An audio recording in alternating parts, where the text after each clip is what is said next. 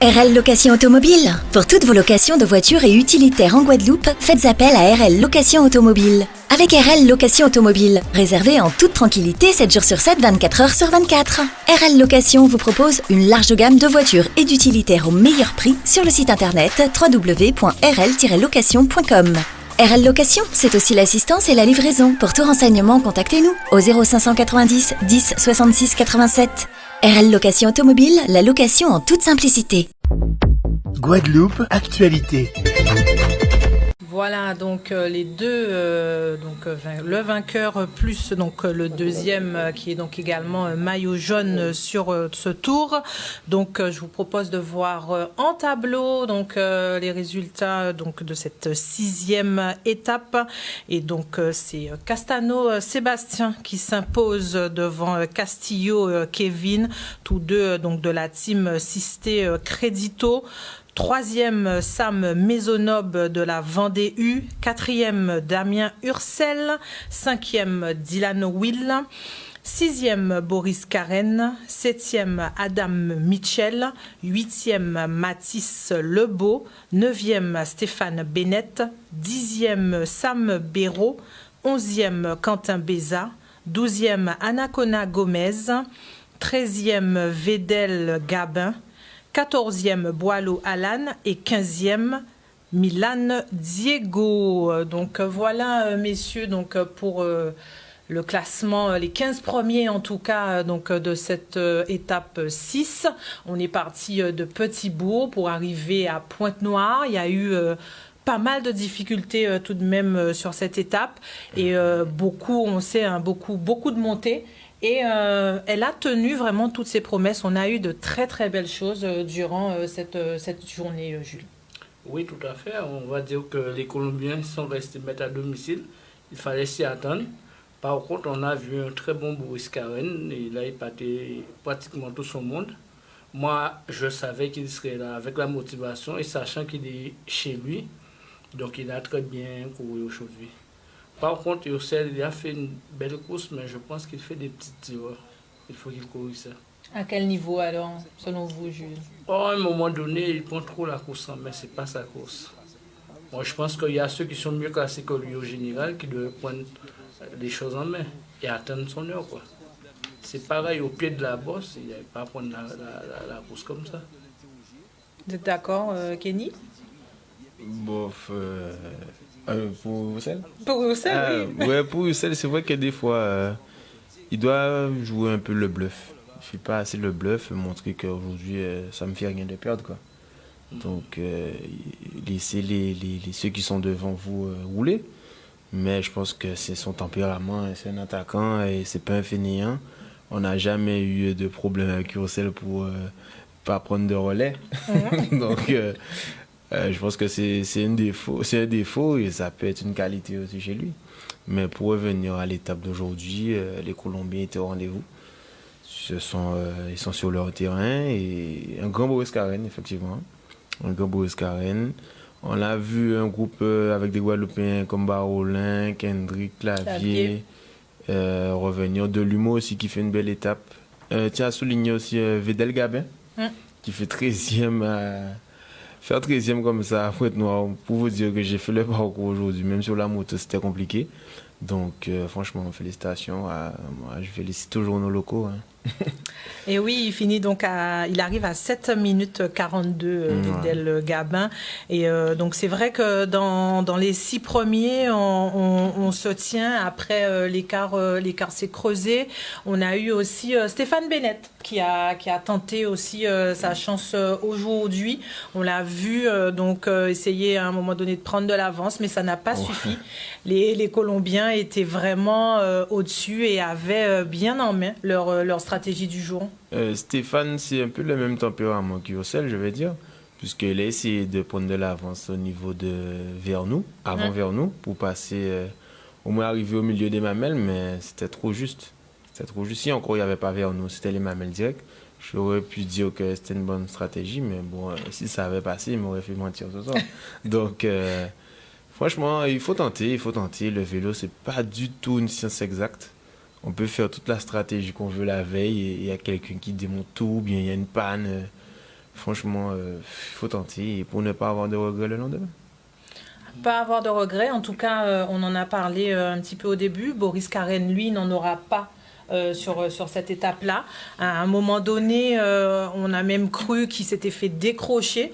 Et à la force du mental, il est revenu, Boris Karen, au niveau de Dylan Will et donc également de Damien Ursel notamment et de Sam Maisonneuve. Donc il a fallu, même s'il était chez lui, même s'il s'est bien préparé, mais le mental aussi que développe Boris Karen, ça aussi c'est indéniable, c'est une force que lui seul a le secret, on va dire.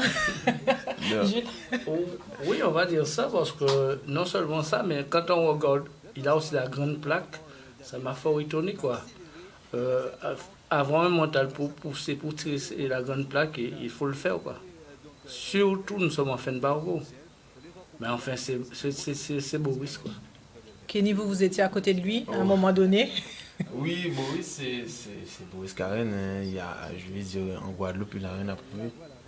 Il a 3 fois le Tour de Guadeloupe. Je ne sais pas si on voit sur son vélo, là, il y a 3 étoiles sur la fourche avant.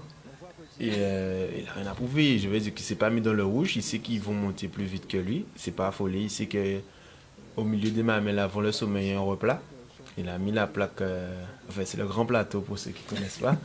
Il a mis le grand plateau, il a refait descendre son rythme cardiaque. Et ça, il faut le faire, il faut être sûr de ses jambes déjà. Il s'est préparé en amont. Je pense que le seul regret qu'il a là, c'est qu'il aurait aimé avoir un bon Baez à ses côtés. Et ils auraient fait la paire aujourd'hui.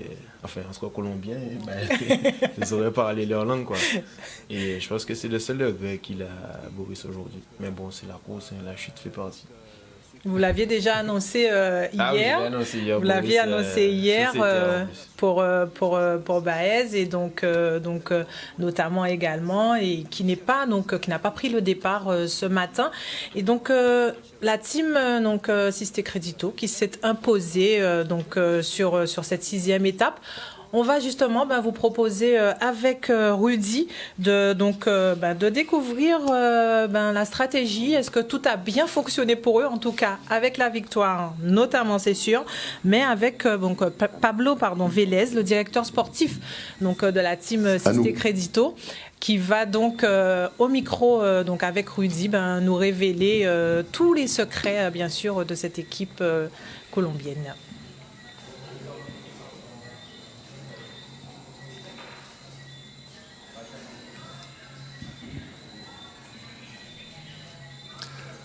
Toujours avec Mario Moradel en direct du Gosier, du Salaco et Hôtel Zénitude. Effectivement, nous sommes avec Pablo Vélez, directeur sportif de Sisté Crédito.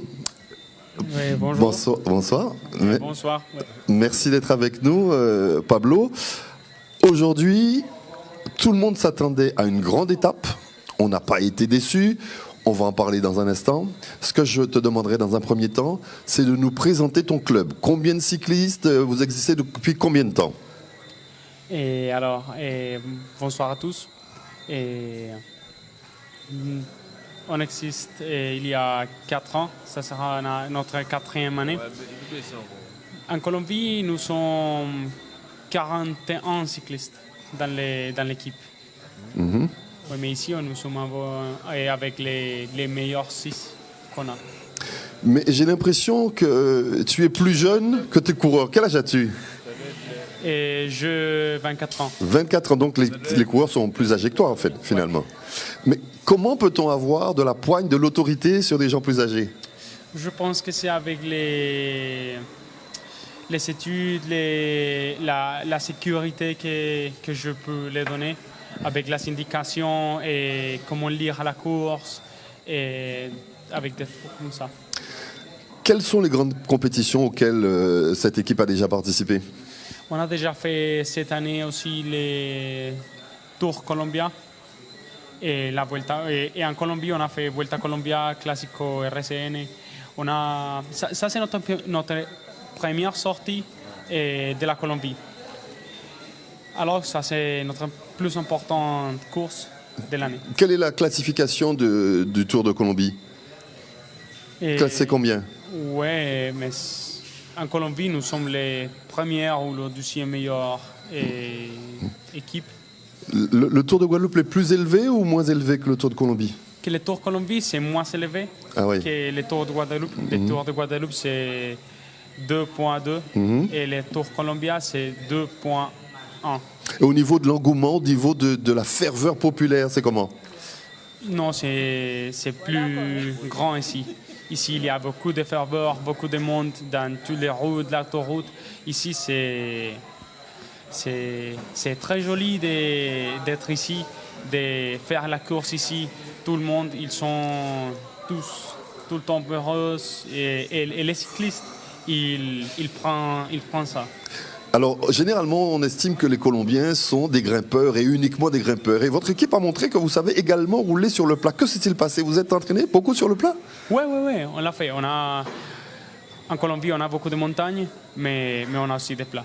Mais pas avec beaucoup de vent comme ici, mais on a aussi des plats et il faut rouler. On a un coureur qui est sa spécialité, les plats, et ça a été son objectif. Ben, quel était l'objectif d'aujourd'hui, par exemple? Est-ce qu'à un moment donné, il y a un peu de panique dans l'équipe colombienne quand, par exemple, Stéphane Bennett a essayé de tout faire péter? Oui, non, l'objectif aujourd'hui a été de contrôler la course au début, mais faire la course dure dans l'ascension, que c'est notre effort, et d'écraser la course à la fin. Et ça, c'est ce qu'on a fait, et nous sommes très contents pour ça. Qu'est-ce qui n'a encore pas fonctionné pour vous? On a le sentiment que tout ce que vous avez prévu, eh ben, c'est ce qui se passe. Qu'est-ce qui n'a encore pas fonctionné? Non, tout a été comme on a dit. Et on a fait des réunions pour parler de l'étape d'aujourd'hui et l'étape de demain. On a fait des réunions comme ça. Et toutes les choses qu'on a dit, ça a passé. Et on a des coureurs qui sont qui ont beaucoup d'expérience, et aussi en Europe. Alors, ils connaissent l'équipe européenne et comment il fait la course. Alors, je le disais ici hier soir sur ce même plateau avec Luc Leblanc, qui a été champion du monde il y a 30 ans, champion du monde sur route. Je lui disais que, et grâce à Mario, notre caméraman, Olivier, pardon, notre caméraman, qui nous a fait constater que tout le temps, l'équipe est toujours ensemble. C'est voulu ou c'est comme ça?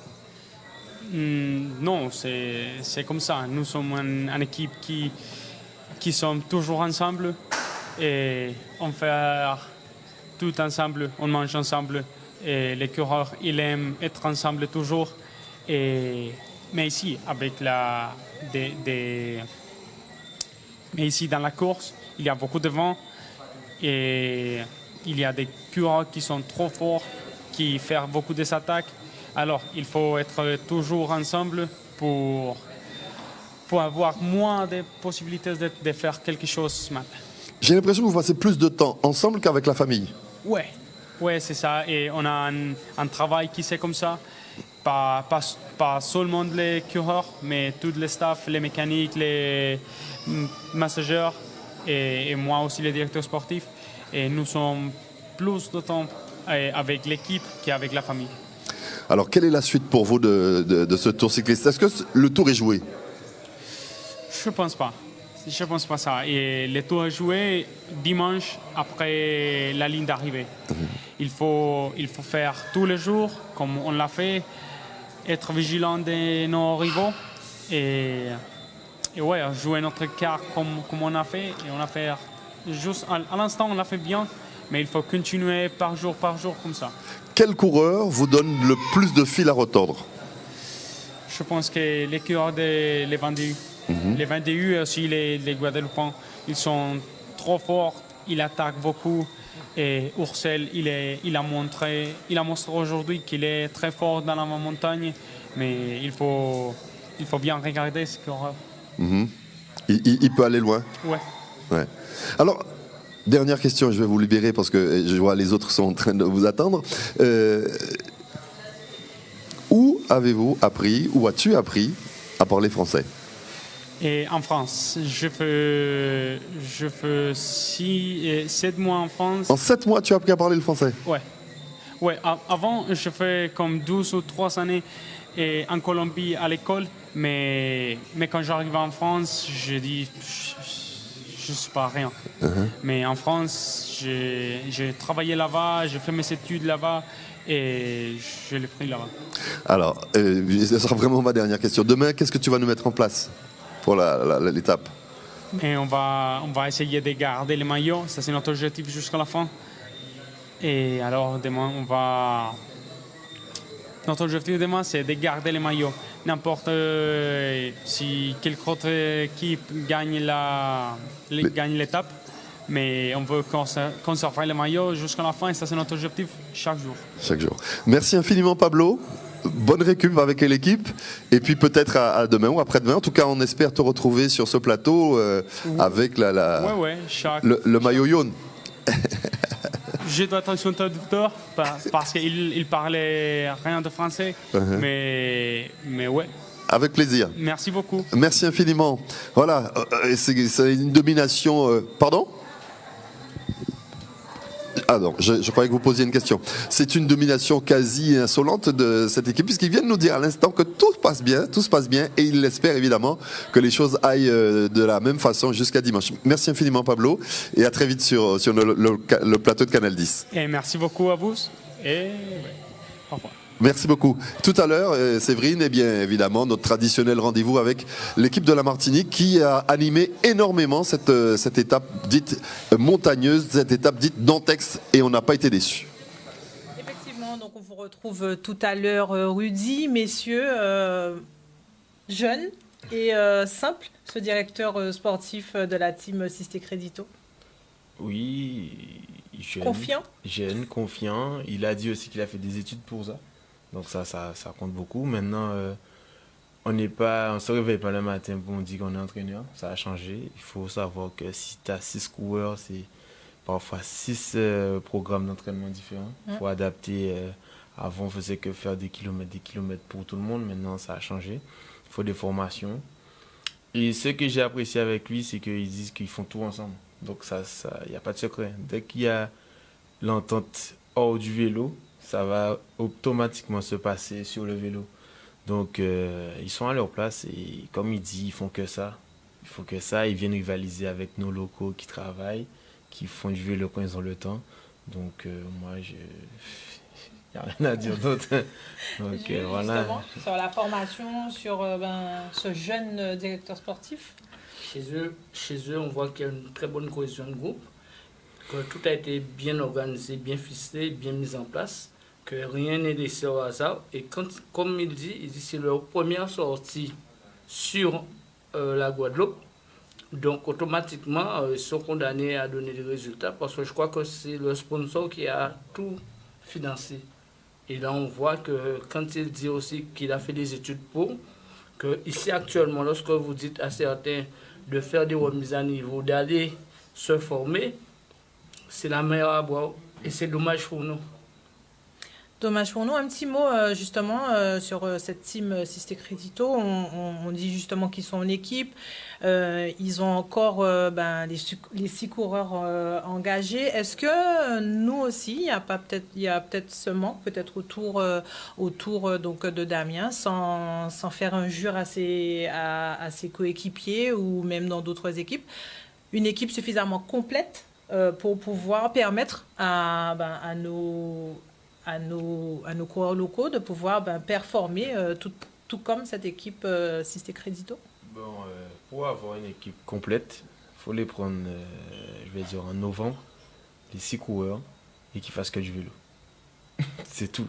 Ils fassent que du vélo, payer pour faire du vélo, et Damien aura 5 coureurs autour de lui, et c'est bon.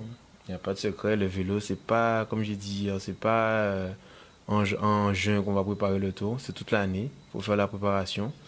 Donc, tu mets 5 coureurs qui font que du vélo, plus Damien. Je pense que c'est l'équipe. Il n'y a pas de secret. L'équipe de Sisté Crédito a dit qu'ils font que ça. Ils vont courir en Europe, ils vont courir là, ils vont courir là. Donc, on voit bien que quand ils m'ont roulé à la tête du peloton, ils ont bouché 4 minutes 30 l'étape de l'habitué. Et on n'avait jamais vu ça pour une équipe colombienne. Les Colombiens attendaient juste la montée avant. Donc là, on voit que les gens sont gelés en manière de courir, ils courent, comme on dit, à l'européenne. Donc ça se voit, il n'y a pas de secret, encore une fois. Il faut s'y mettre, et les Médamiens, franchement, je crois qu'il travaille en plus aussi. Donc je pense qu'il a des horaires pour s'entraîner. Donc je pense qu'il s'en sort pas trop mal. Moi, je pense qu'au sein de la Guadeloupe, il y a certains clubs qui s'organisent quand même. Bon, je vois qu'à l'USL, bon, le président se donne beaucoup de moyens pour mettre en place un certain nombre de choses. CSCA aussi. Bon, je vois aussi qu'au CSCA, Ouais. mais moi, je parle plus de l'USL parce que c'est à l'USL que je suis. Mais quand je vois qu'il a recruté Diego avec l'expérience de Diego, qui est ce que ça amène à Will, c'est énorme. Bon, c'est dommage que Léni ait abandonné, mais je pense qu'il y a certains clubs quand même qui cherchent à mettre en place une certaine chose. vers cette, Oui. Je sais aussi qu'à l'USL, ils ne vont pas préparer le tour en juin. Je sais qu'après le tour de Bagaland, tu es hébergé. Chez eux, les choses sont organisées. Certains disent que c'est le club un peu aristocrate. Non, c'est pas le club. C'est le club qui s'organise, qui se prépare et qui se donne les moyens. Toute l'info des Outre-mer en continu sur ONews Radio. ONews Radio, c'est en continu sur outremernews.fr.